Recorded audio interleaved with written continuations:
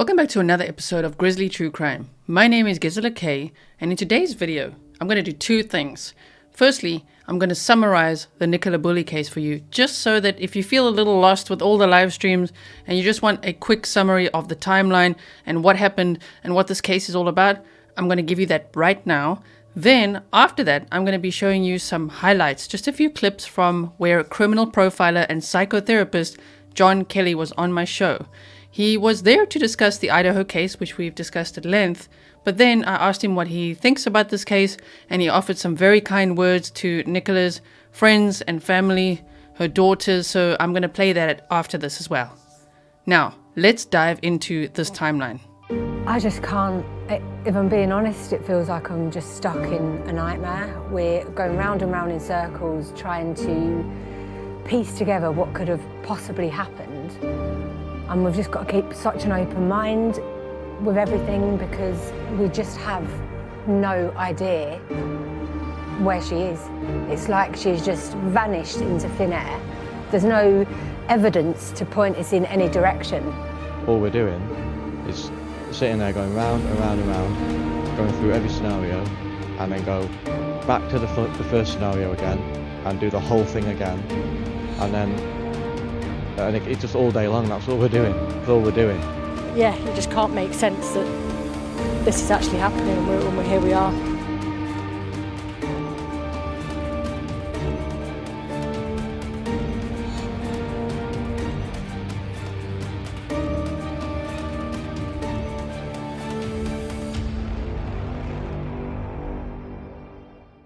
So, Nicola Bulley, a 45-year-old mother of two, is from this Inskip area. This is where she lives with her long-term partner, Paul Ansell. They've been together for 12 years. They are not married. That is not a red flag. They've got two children together, aged 6 and 9. So Nicola's routine would be to drive her children to school, and she would park her car there after dropping her kids off. This would be the school over here. And then she would take her dog, Willow, for a walk. So she'd load the kids and the dog in the car, and we have CCTV still images of her that day leaving her home. I know that the image looks a little bit bluish, but she's wearing exactly what police described according to family and friends. It's not a blue jacket, it really is a black jacket. So keep that in mind. And so she parked her car here, and as always, normal routine, walked across here, this Blackpool Lane, and entered this area via this tow line. That's what they call this. It's along the River Wyre. So at 8:43 a.m., she was seen walking here. Then you enter this kind of like a dog walker's paradise, right? This area, this is called the lower field, and this is called the upper field, and it's a beautiful loop to do. So she walked in here through the kissing gate, as they call it, with her dog Willow. And right here, normally she would take Willow's harness off. The harness is attached to the lead. She would take the harness off and hold it in her hand as she walked. Every single Friday, she would have a Teams meeting with her company. She's a mortgage advisor. So this Friday, she logged into this Teams meeting at 9:01 a.m. Before we get to the 9:01, at 8:47 a.m., she was seen on this lower field by someone that she knows well, another regular dog walker or walker in the area, and she said Willow was off the leash, the harness, as we say, that would be routine, running around, and that was, as I say, 8:47 a.m. At 8:53 a.m., she sent an email to her boss, and then at 8:57 a.m., she texted a friend about a play date that she was setting up with the kids. This is someone whose mortgage she'd recently signed off on, and so that text was sent, and you could see future plans are being made, everything normal. At 9:01 a.m., she logs into this Teams call. Camera off, phone muted. So for everyone asking, did the work people see anything? Did they hear anything? They didn't, because her camera was off and her phone was muted. So she put the phone usually on loudspeaker and would walk around just listening into the meeting. So her path would normally be going up here like this, over here, and you can cross over. A lot of people argue that this hedge here you can't cross over. You can. There's a little path. You can actually literally see it there. She crossed over here, and she was seen at 9:10 a.m. for the last time. This is the last sighting of her by an elderly man. He's 70 years old. He has a white fluffy dog, And he didn't speak to the media himself, his wife did. And she said, Nicola was seen on the upper field at 9:10 a.m. Now, inside info, which would be friends of the family, have said that Willow was barking around that area, which is why this guy even noticed Nicola and the dog that day. Now, that guy told his wife there were about 3 people in the field that day. So, of course, instead of just saying, yeah, I saw her, he says, yeah, there were about 3 people in the field that day. My question is, who are the other 2 people? If the 3 people, of course, include Nicola, who are the other 2 people? Because that could be very critical information. And I would be guessing, and I really hope so, that law enforcement has asked the crap out of that. So, Nicola is seen in this area. I know that law enforcement places her here on their map at 9:10 a.m. Friends and family say it's actually closer to here, around this area right here, 9:10. Now, the next thing we know is law enforcement says Nicola's phone was placed on the bench at 9:20 a.m. They know this from the GPS, the accelerometers and things like that. They call it telephony, right? So from telephony, they know the phone was placed on the bench. No sighting of Nicola. No one's saying anything that they saw her walking back down to there. So we don't know even who placed the phone on the bench. But anyway, keep an open mind, right? So 9:20 a.m. phone placed on the bench. Well, the next thing that happens is at 9:33 a.m. somebody who lives very close to that bench came in there, and she also has a dog, but she hates everyone else's dogs. And there's actual reviews out there where people have said that she has threatened to shoot their dogs if they're not on a leash. She's very pedantic about that. They call her Park Karen, right? So this grumpy lady, she comes there to the bench. She sees Willow running between, not the kissing gate, but a stile and the bench. So it's more in this direction like this. So family and friends have provided that map to us, which I shared on our live stream. So check it out, because all the live streams, what I do for you is timestamp them all and chapter them all out. So it's really easy for you to look there in the pinned comments or just the chapters that are there and be like, wait, I want to revisit this. And you can just click on it and have a look. Now, the thing is, Willow's running freely around here. The phone's on the bench. This lady sees it. She says she doesn't recognize whose dog that is or anything like that. So she decides to tie Willow up with a rope. That in itself is interesting. It's not with a harness. Maybe she missed it. Maybe she didn't see it. But apparently it was with twine that she was carrying in a pocket or something. I don't know. She seems to have brought it along. It isn't the rope or the leash that's found there by the bench. Apparently it was something like rope or twine. So she ties Willow up, as in attaching apparently this rope or twine to the collar of Willow, and ties her up there, leaves the phone on the bench. That's at 9:33. She doesn't recognize this. She's leaving. She's going to an appointment, which that's also strange because she kind of just started her dog walk, her loop. So to get there and be like, oh no, I gotta go to an appointment now. I wonder what appointment that was, if she actually went to that appointment, and who else can say what that was all about. The next thing we know is that she calls her daughter-in-law, who also lives on the same property. It's actually the grumpy lady, her son, the son's wife, so daughter-in-law, that live on this property, as well as I think grumpy lady's sister and that sister's husband, all live on the property. So grumpy lady calls her daughter-in-law and says, hey, I've tied up a dog there. These are not the exact quotes. I'm just saying what happened, right? We know the action that happened, but basically, hey, there's a dog there and a phone, and I don't know whose it is. So this daughter-in-law goes out there to the bench, sees the dog, sees the phone. Now, I wonder at what time that was, because the first phone call made to anybody else was at 10:50 a.m., and that daughter-in-law recognized the screensaver. So I wonder if by then the Teams call had just, if she'd been kicked out of it, or if it logged off at some point because she was just still connected to it. And also wonder if anyone on the Teams call thought, that's strange that she's not disconnecting, she's just staying connected. I'm not sure. Either way, at 10:50 a.m., the daughter-in-law phones the school. That would be the school where Nicola's children go to school. She phones the school and says, here's the dog, here's the phone, I recognize whose this is, maybe you should call the partner. So the school phones Paul. Paul is then like, I'm sorry, what? Like, Willow is there, the phone is there, and he knew that Nicola has this meeting and she takes this walk. And for everyone asking, why was he not concerned at that point? Because normally she may have gotten home around 10ish or so, but sometimes she would run errands right after this walk, like go to the shops. And the shops are a little bit further out. It's a little bit of a drive to get to the grocery store where she went and then get back. So 11ish getting home is not problematic. He wasn't concerned at that point because it's like, oh, okay, maybe she just went to the shop as she went many times. So the thing is, at 10:50, Paul is like, I'm sorry, what? And he immediately calls the police because he knows that's not right. And then he rushes to the scene. And that's the timeline we know. Now here's my question, okay? Well, I have many, as you know, from all my live streams.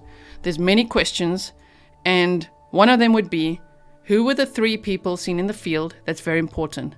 But also, if, let's say, law enforcement truly believes that Nicola fell into this water, then why don't they ask people for any sightings, any information between 9:10 when she was last seen and, let's say, 10:50? Anything. Did anyone see anything? They don't ask for that. They initially asked for. They've now changed it from 9 to 10. They want dash cam footage. But initially, their first press conference said 9:15. They are looking for dash cam footage around 9:15. And it would be, they say, this Blackpool Gar Stang and this A586 road. Which is interesting because one might say it's kind of here where this allotment lane starts and there's 2 witnesses. And I'm going to go into that now. That they've spoken to. But if you look at this Blackpool Garstang Road, so from Garstang Road and on this A586, so pretty much between this stretch right here, they're looking for dash cam footage. Why they're looking for dash cam footage and why have they identified 700 vehicles and they're appealing to all the owners of those vehicles to come forward and give information, that's going to take a long time. But why if you think that she just fell into the water? She put her phone on the bench, had an issue with the dog and fell into the water. Why then was a specialist search team not able to find her? I must say there's still this option because they searched everywhere up to the weir. So they've searched the point at which they believe Nicola went in.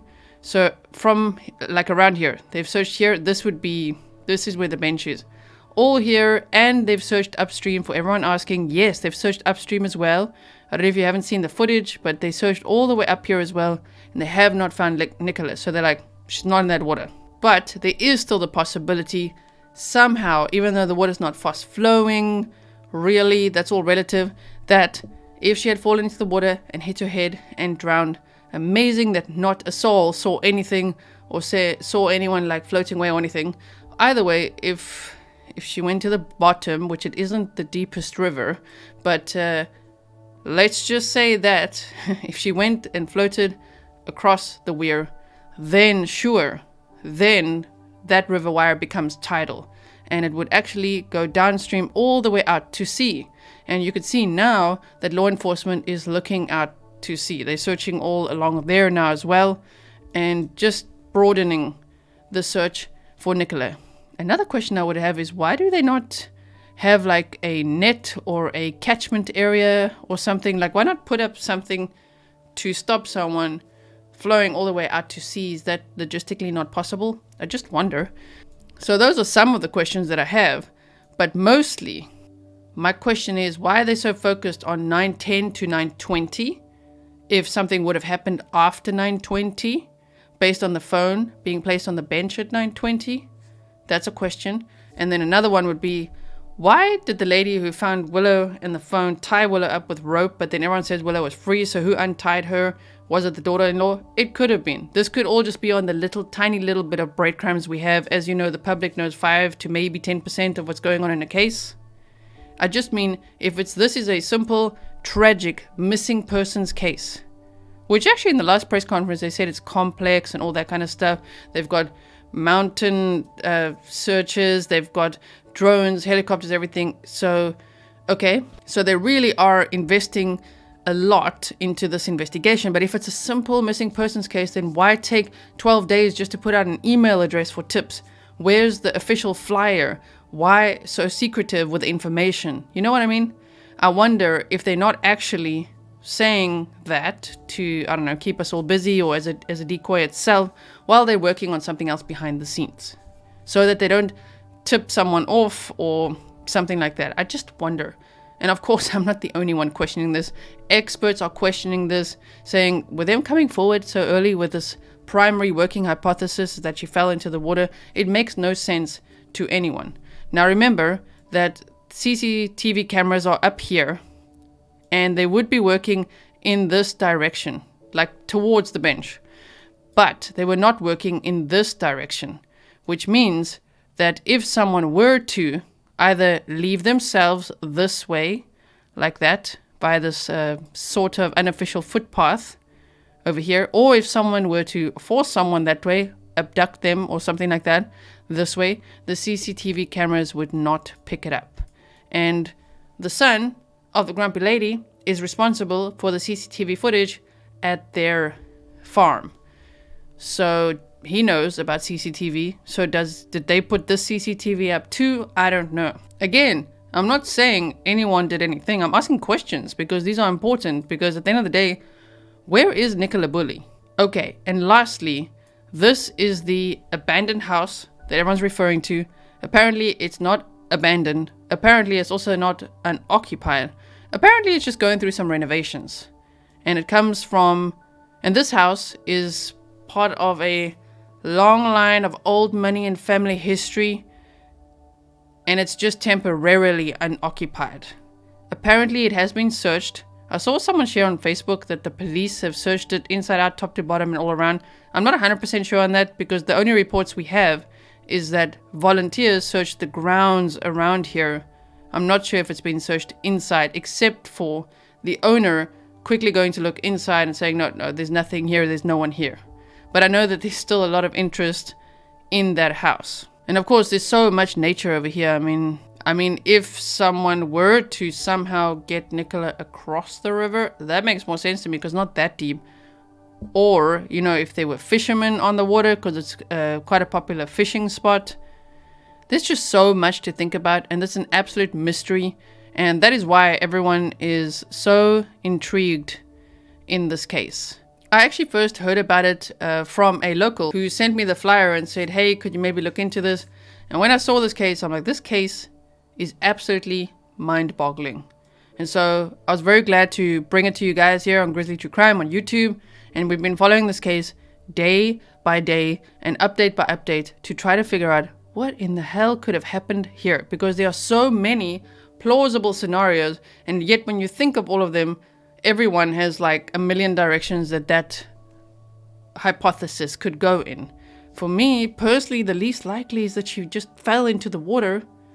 That is very strange. As you could see, I can go on and on and on about it. I have a lot of information. I'm also in contact with friends directly of Paul and Nicola. So that is great to have up-to-date information as it happens. I will share what I can share. Of course, some things we're literally brainstorming behind the scenes and calling into the tip line. But some of these questions that I'm presenting to you today, don't you feel like they need answers? It's odd, right? I hope that this little summary has helped. I hope that it's caught you up to speed with what's going on in this case. Now what I'm going to do is show you the highlights from the time where John Kelly was with us, which was yesterday, depending on when you're watching this. John Kelly, as I say, is a criminal profiler, a psychotherapist, and an author. He was actually on the show to discuss the Idaho case. And then I asked him what his thoughts are on this case, because he's also invested now in following this case. He's one of us, he's a Grizzly, and he watches the show often, which I'm so honored to have him even watching the show and hitting that thumbs up. So thank you so much. And so I asked him what his thoughts are on this case. So let's see what he's got to say. And then make sure that you are subscribed with the bell on, because you just never know when I'm going to upload or go live. I mostly do things every day on this channel. And it's not like at this time, on that day, this and this. It depends what's happening in the case. So make sure that you don't miss out. Okay, now I'm going to play the highlights and I'll see you in the next one.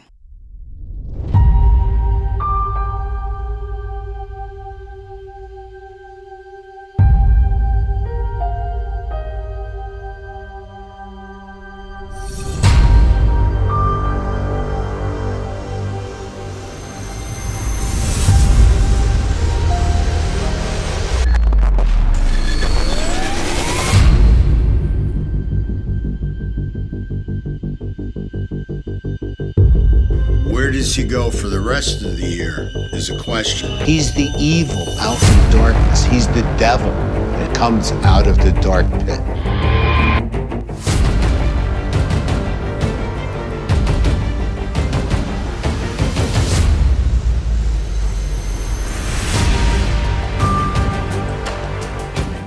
I just really want to put out my sympathies and condolences to the Bulley family, that, you know, they have to go through what they're going through.